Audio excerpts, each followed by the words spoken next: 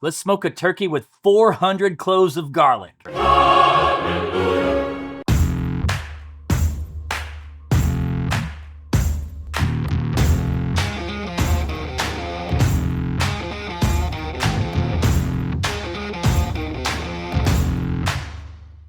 I'm excited to be back in our turkey content time of the year. If you guys have been around for a while, you know that we lean heavily into holiday cooking. We call it Meat Church because it's about bringing people together to make great memories around good food, and there's no better time to do that than the holidays. And so we're here to help you be the king of your holiday meal, king or queen. And so what we're going to do today is going to be very delicious. And if you don't know, we have 20 turkey videos on this channel, corresponding recipes on meatchurch.com. We've got it all. Wet brine, dry brine, fried, smoke fried, legs, turkey breast, Creole turkey breast, Texas style turkey breast, maple bourbon glazes to go on turkeys. We've got spatchcock turkeys, whole turkeys, bone-in breast, boneless breast, you name it, we've got it all. So what are we doing today?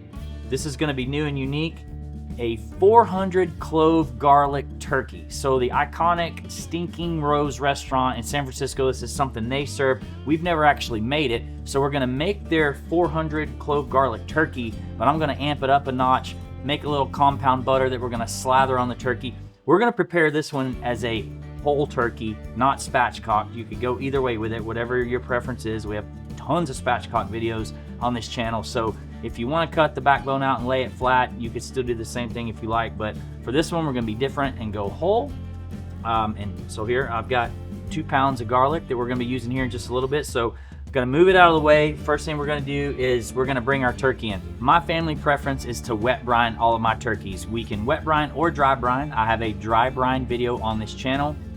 For me and my family, we like a wet brine. And the process is really simple. I use a package of my bird baptism brine. For a whole turkey, I pour the entire package in like a medium sauce pot, add water, heat it, stir it till it dissolves. Let that completely cool.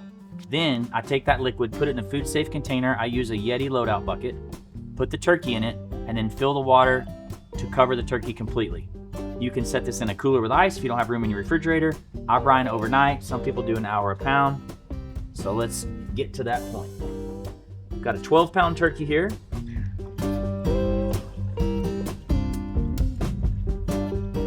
All right, so when you come out of the brine, you need to rinse it off so it's not too salty and pat it dry. So I'm gonna go do that, and I'm gonna bring in my compound butter ingredients. Let's make our compound butter that we're gonna slather the turkey with. So we've got 3 sticks of softened butter. We've got a tablespoon of minced garlic. Bonus points if you roast it. Tablespoon of olive oil. You're going to juice and zest 1 lemon and then mince up some flat leaf parsley and mix it all together.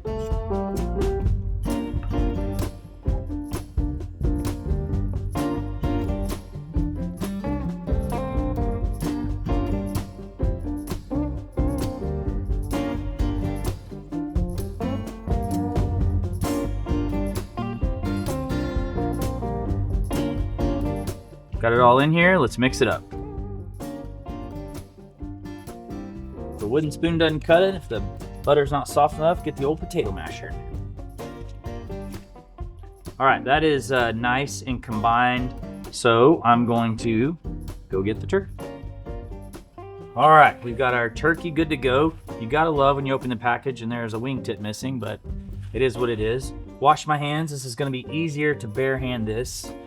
The reason I like to bare hand this is I'm going to take my hands and I'm gonna work underneath the skin to separate the skin from the meat, because we're actually going to put some of that butter mixture in here. You're gonna be real careful when you do this not to puncture the skin if possible. I always say at Thanksgiving, you eat with your eyes first. Your family's gonna judge you when this hits the table, so be careful with it. This is oddly satisfying. I mean, after all, I'm married.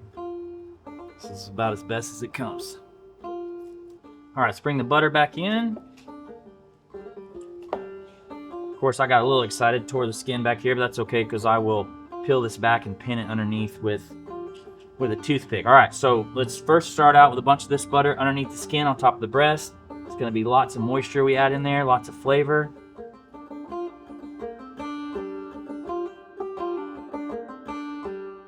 All right, once I get all the butter all over the breast, I will pull this skin back here and just kind of pin it underneath with a toothpick. Don't forget to take that out later.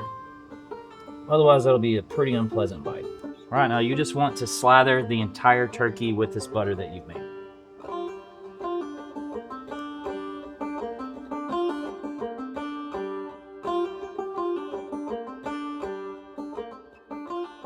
All right, well, I think that's good. I'm gonna call that rustic. I need to go wash my hands before we season it. All right, I brought a roasting pan with me since we're cooking this one whole, but we gotta talk seasoning first. So I mentioned earlier, the brine is our top product in the fall. You can season with whatever you want, but if you're a Meat Church person, you know that we sell the freshest Texas-made barbecue rubs in the country, and all these right here are great on turkey. These are our top turkey seasonings. Holy Voodoo and Honey Hog are by far and away the tops. Holy Gospel's great. Our Honey Pecan, aka D's Nuts, yes, I have that trademark, is great. Texas Sugar did that last year in a video, amazing. The Gospel, our all-purpose, is amazing. Hickory, my new favorite this year. But what we're gonna do today is our tailgate rub, Hail Mary. So I developed this in conjunction with the Dallas Cowboys. It was intended to be the one rub you could put on anything at your tailgate. Here's the thing about this seasoning. It's more savory than sweet. I call it kind of rustic. So it's gonna be a little darker. It's got some more bold notes, not as sweet. So I think it's gonna be great on turkey. So that's what we're gonna use today. But again, use whatever you want. I always say when it comes to seasoning turkey, do it as even as possible. You eat with your eyes first. I mentioned in the beginning, you're gonna get judged by your family. So I kind of season up high so it's a nice even application as best you can. And then we're gonna set it down in the roasting pan. All right, that looks good. Let's talk about cooking. Whole turkey takes a little longer to cook than spatchcock turkey. This 12-pound turkey is gonna take a little over 3 hours. Spatchcock 12-pound would be probably 3 to 3:15. I would budget 4 hours for this. We're cooking at 350 degrees in a Traeger Timberline. You can cook in whatever you want, but I always say pellet grills make beautiful turkeys. And also a big reason I love a pellet grill for this type of cook is now you can focus all of your time on hanging with your family inside, outside, whatever, depending on the weather. Focus on spending time with your family that's come over and not so much time on the actual turkey itself. And pellet grills make beautiful turkeys. I've got offsets, all sorts of other cookers. Cook it on whatever the heck you want. We're using the Traeger turkey blend, which is maple and hickory. That's a great combination. Wood is the first ingredient in any cook, and those are nice light flavors that will taste great and also not be too overpowering to make your turkey really dark. The seasoning is darker. We got a lot of butter going on here, so this is gonna be an interesting look when we're done. But with an hour to an hour and a half left in the cook, we're actually going to put all of this garlic in the bottom of the roasting pan and all those juices. We don't want the garlic to overcook, so we're not putting it in now, but we will be back in a little bit to put it in, so here we go.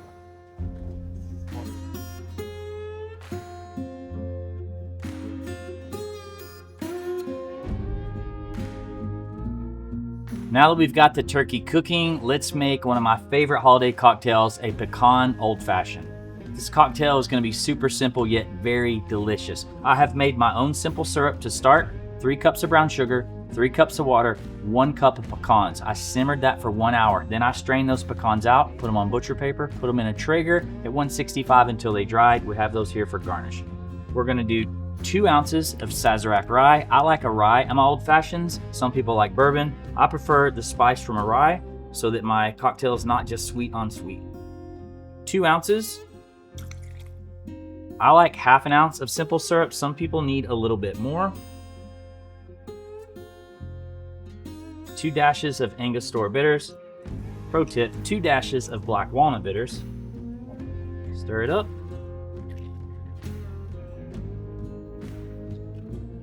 Rock in my glass. Luxardo cherry.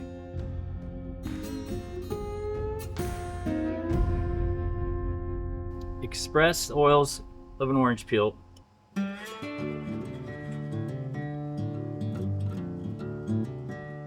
And there we have it. Cheers. Damn, that's good. It's been 3 hours and 40 minutes. We just temped the turkey. It's 160 in the deepest part of the breast. That's when I pull it. The turkey's gonna continue to carry over cook just a little bit. So let's pull it out. It looks amazing, by the way. Woo!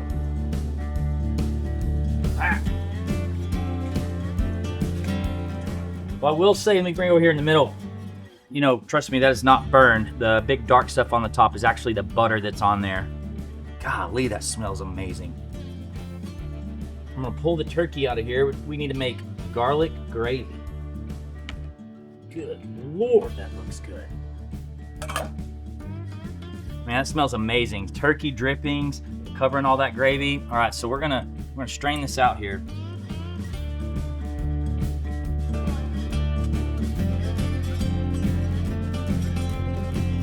Process for making this gravy is actually going to be pretty simple. We're going to put 2 cups of a white wine, 2 cups of chicken or turkey stock. We're going to bring this to a boil, and then we're going to take all these drippings, we're going to put flour in it, make a roux, we're going to combine them together, and it's going to be heaven. Let's head to the induction burner. Whew, wish you could smell this. 2 cups of chicken stock. 2 cups of one of my wife's favorite white wines. All right, now that we have brought this to a boil, we are going to put the lid on. We're going to set it aside. We're going to bring in those drippings and some flour, and we're going to make a roux and then combine them. I'm going to whisk in about half a cup of flour here.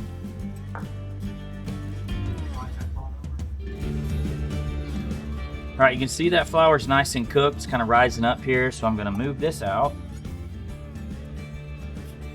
Bring back in my copious amounts of garlic, and let's combine these. What, y'all don't have a pepper cannon?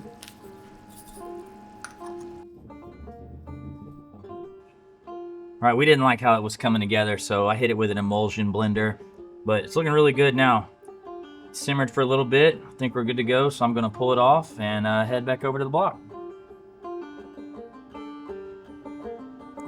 That is delicious. All right, let's get into the star of the show. I wish you could smell this garlic. All right, so what do we got here? This beautiful golden color is really the color of the turkey. I'm not sure how this is gonna come across on video. Some of this stuff looks darker. That's actually the butter. And I'll show you with my finger. You could actually wipe this away and you could see that it's like, you know, brown and kind of golden underneath. So this is not burned. That's actually the butter, which is delicious, by the way. All right, let's get us a little cut off of here. I'm just gonna take some off the end of the breast. Down here by the old broken wing.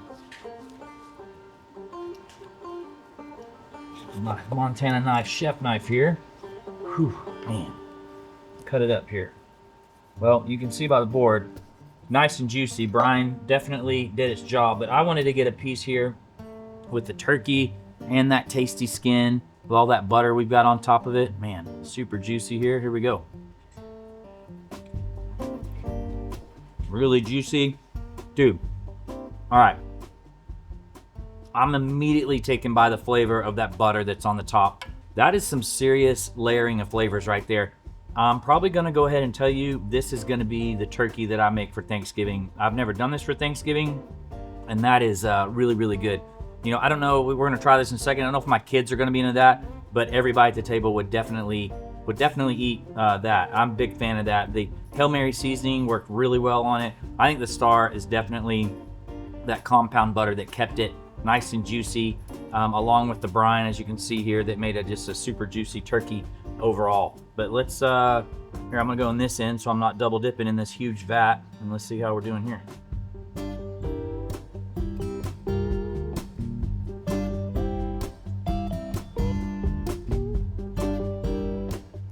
I think it needs more garlic, actually. No, that's really good. That's different.